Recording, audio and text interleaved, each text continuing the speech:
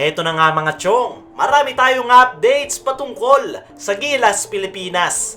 Gilas versus Jordan game prediction. Kakayanin ba ng Gilas na makuha ang panalo kontra sa koponan ni Randy Hollis Jefferson? Ang tapatang Gilas Pilipinas at Jordan nga mga chong ang pinakakaabang-abang sa Group C dahil ang dalawang yan nga ay kasama sa kakatapos lang na FIBA World Cup. Ang pinagkaiba nga lang mga chong ay bago na yung lineup ng ating national team kumpara sa Jordan na parehong-pareho na dagdagan lang ng isang naturalized player. Kaya naman, big advantage na nga para sa Jordan yung kanilang solid chemistry dahil matagal-tagal na silang magkakasama. Maraming ang Gilas fans ang nagsasabi na mahihirapan ang ating national team kontra sa Jordan.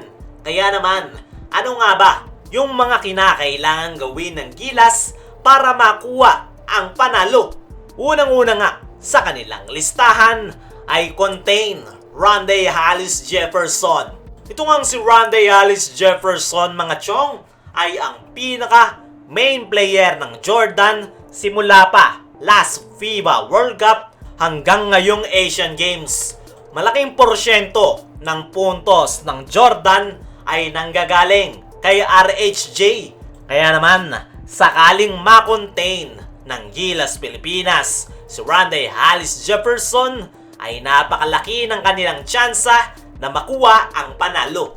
Ang tanong, sino ang babantay kay Randy Hollis Jefferson?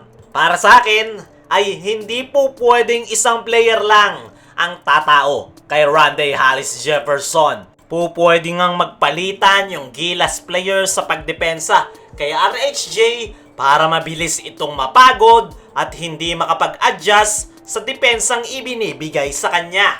Napakalaking sayang nga ni Calvin Abueva dahil siya nga ang pwedeng tumao kay RHJ.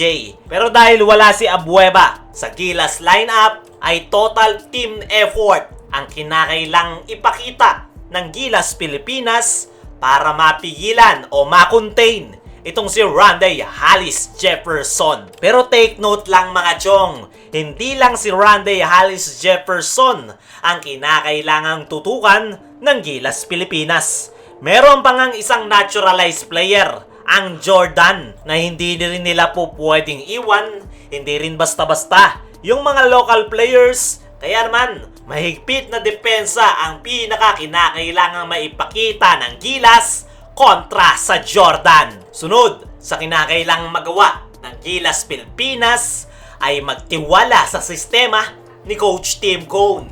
Alam naman nating lahat mga chong na limitado lang ang naging preparation ng Gilas Pilipinas. Kaya naman, meron pa rin talagang mga kulang sa mga plays ni Coach Tim Cone. Pero kahit na ganoon, ay kinakailangan nga nilang magtiwala sa sistemang meron itong si Coach Tim Cone.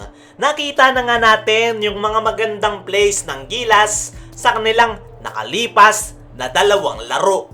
At super effective nga yan mga chong. Hindi rin masakit sa mata yung nilalaro ng Gilas players dahil sa mixed triangle offense ni Coach Tim Cone. Hindi ko sinasabing European style, pero parang European plays yung ipinapakita ng Gilas dahil sa kanilang short passes at halos hindi na nga sila nagdidribble. At nakita naman natin na napaka-effective niyan sa nakalipas na dalawa nilang laro at hindi malabong gagana rin yan kontra sa Jordan.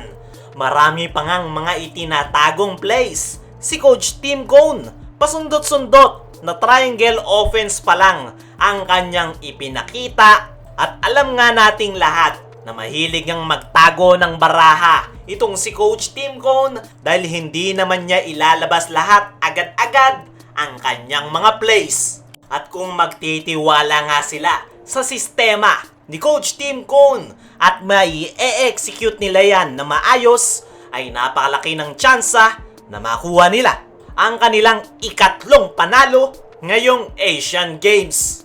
Panghuli sa kinakailangang magawa ng Gilas ay ibaon ang kanilang mga outside shots. Sa nakalipas na 2 laro ng Gilas ay ang nakita nating problema ay ang kanilang hindi magandang outside shooting.